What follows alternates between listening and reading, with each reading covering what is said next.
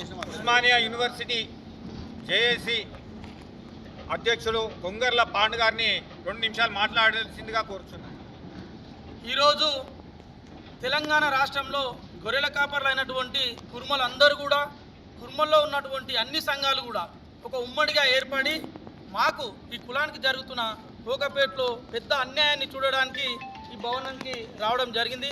అలాగే అన్ని పార్టీలలో అసెంబ్లీ జరుగుతుంది కాబట్టి అన్ని పార్టీలలో ఉన్న ముఖ్య నాయకులకి వినతి పత్రాలు ఇవ్వడానికి కూడా మేము హైదరాబాద్లో తిరగడం జరుగుతూ ఉన్నది. అయితే గ్రామాలలో, మండలాలలో, జిల్లాలలో ఉన్నటువంటి గొర్రెల కాపర్లకు హైదరాబాద్లో ఉన్నటువంటి పెద్ద మనుషులు ఈ కోకపేటలో ఈ కులానికి ఇచ్చిన భవనం గురించి దీని ఉద్దేశాన్ని చెడుగా ప్రచారం చేస్తూ ఉన్నారు. ఇక్కడికి వస్తున్న వాళ్ళకి కూడా దీనిపైన అభిప్రాయము అటు ఇటుగా ఉండేటట్టుగా వాళ్ళు మభ్యపెడతా ఉన్నారు. అయితే క్లియర్గా గవర్నమెంట్ ఇది దేనికోసం ఇచ్చిందంటే కుర్మ కులంలో ఎవరైతే హైదరాబాద్కి వచ్చి చదువుకోవడానికి, ఎవరైతే ఐఏఎస్ ఐపీఎస్ కోసం చదువుకోవడానికి, ఎవరైతే గ్రూప్ 1 చదువుకోవడానికి హైదరాబాద్కి వచ్చి కిరాయిలు కట్టుకొని, రెంట్లు కట్టుకొని 10,000, 5,000, 20,000 ఏరియాని బట్టి, ఈ ఏరియాలో కాస్ట్లీ ఏరియా ఇది. ఈ ఏరియాలో దాదాపు 20-30 కాలేజీలు ఉన్నాయి, అన్ని కలుపుకుంటాయి. ఈ 20-30 కాలేజీలో వేల సంఖ్యలో కుర్మ విద్యార్థులు ఉన్నారు. ఇక్కడే అని కాదు, ఇది ప్రపంచీకరణ జరిగిన తర్వాత ఇది హైదరాబాద్లో ఎక్కడ చదివినా, ఎల్బీ నగర్లో చదివినా కూడా ఇక్కడ నుంచి బస్సులో వెళ్ళొచ్చు. ఇంకెక్కడ చదివినా కూడా ఇక్కడ నుంచి మార్నింగ్ లేచి తిని టిఫిన్ చేసుకొని హ్యాపీగా బస్సులో వెళ్ళి చదువుకొని పడుకోవడానికి ఇక్కడికి రావచ్చు. పెద్ద దూర ప్రాంతం ఏం కాదు.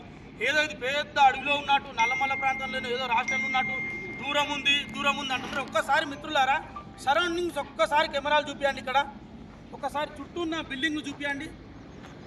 అయితే ఇంతకుముందు ఇచ్చినటువంటి సీఎం గారు అప్పుడు ఏం చెప్పారంటే ఇది ఆహ్లాదకరమైన వాతావరణం, దీని బ్యాక్ సైడ్ పెద్ద చెరువు, పెద్ద వాటర్ ఉంటుంది. ఆ రోజు ఇక్కడ నిలబడి స్పీచ్ ఉంది, అందరు వీడియోలు చూడండి, పాత వీడియోలు.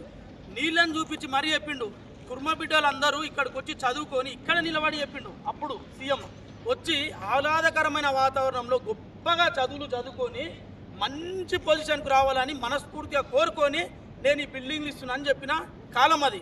మరి ఏడిపోయింది? ఆ రోజు మీరు అందరు అదే సభలో ఉన్నారు కదా. క్లియర్గా దేనికోసమైతే ఈ బిల్డింగ్ని ఇచ్చిర్రో ఆ ఉద్దేశం మీదనే దీన్ని నడపాలని. ముఖ్యంగా ఇంకా చాలా జాగా ఉంది మనకి, ఇంకా 4 ఎకరాలు ఖాళీగా ఉన్నది. ఇక్కడ బిల్డింగ్లు కట్టుకుంటే ఉమ్మడి 10 జిల్లాలకు సంబంధించిన 10 ఛాంబర్లను పెట్టుకోవచ్చు మనం. ఇక్కడ ఆదిలాబాద్ నుంచి ఒక పాపని చేంజ్ చేయడానికి వచ్చిన ఫ్యామిలీ వచ్చి ఒక పూట ఇక్కడ ఉండి బస ఏర్పాటు చేయొచ్చు మనం. ఇక్కడ ఒక పూట ఇక్కడ ఉండి మార్నింగ్ లేచి కార్యక్రమాలు చేసుకుని వెళ్ళిపోయేటట్టు. మారుమూల గ్రామాల నుంచి హైదరాబాద్కి వచ్చిన ఫ్యామిలీ 10 నిమిషాలు కూర్చొని ఇంకే ఒక్క కుర్చీ ఉన్నదా? ఇంత జాగలేదు, ఇంత పాపమా ఈ కుర్మ కులంలో? చిన్న కులాలకు ఉన్నాయి భవనాలు, చిన్న కులాల వాళ్ళు ఆదిలాబాద్ నుంచి వచ్చి ఒక పూట ఉండిపోతారు. మాకు చాలామంది ఆడుతుంటారు, పక్క రాష్ట్రాల నుంచి ఎవరైనా ఇక్కడికి హైదరాబాద్ చూడడానికి వస్తే అన్న మేము ఫ్యామిలీతోనే వచ్చినా, మేము మన భవనం అది ఏమన్నా ఉన్నాయా అని అడుగుతారు. ఎందుకంటే మేము పక్క రాష్ట్రానికి పోతే అట్టనే ఉండొస్తాం. సిగ్గు అవుతున్నదే. మీరు పోయి ఏడుంటారు పక్క రాష్ట్రంలో? కర్ణాటక పోతే ఏడుంటారు మీరు, మహారాష్ట్ర పోతే ఏడుంటారు, ఢిల్లీ పోతే ఏడుంటారు. అక్కడ మన భవనాలు ఉంటాయి, గొప్పగా స్వీకరించి వాళ్ళ మర్యాద దేశాల్లో ఫుడ్ పెట్టి పంపిస్తారు. ఇజ్జతున్నదా ఇంతనన్నా? కర్ణాటక వాళ్ళు వస్తే ఏడబెడతారు, లాడ్జ్ బుక్ చేస్తారు. సిగ్గున్నదా? అరే భవనాలు ఉన్నాయి కదనే మనకు. ఆడ ఏమో అది చీకటి ఒప్పందం నాకు అది ఎటు అర్థం కాదు. మున్సిరాబాద్లో నెలకు దాదాపు 30 లక్షలు వస్తున్నాయి. ఏడుకోతున్నాయి.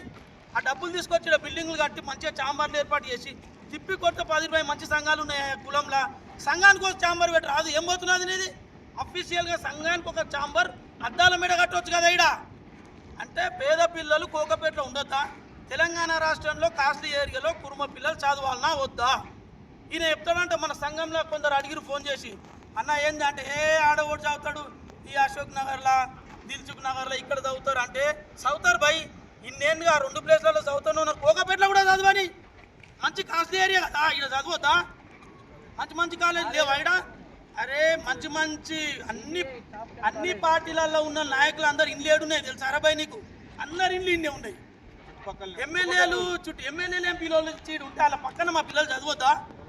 పొద్దున్నేసి వాళ్ళని కూడా కలుస్తారు, వాకింగ్లో కలుస్తారు. అరే మంచి ఉద్దేశంతో చిరుబాయితిని, అదే ఉద్దేశం మీద దయచేసి మీరు అడ్డుపడకండి, ఇజ్జత్ పోతుంది. అందరు కళ్ళు తెరిచిరు, అందరు ఫోన్లో చూస్తున్నారు. కాబట్టి ఇంకా ముందుగా ఇజ్జత్ తీసుకోకండి. మీ మీద మాకు రెస్పెక్ట్ ఉంది, అది దాటింది. ఇంకా దాటితే మీ ఇంట్లో మీదకి వచ్చే పరిస్థితికి తెచ్చుకోకండి. ఖబర్దార్. కుర్మల ఐక్యత.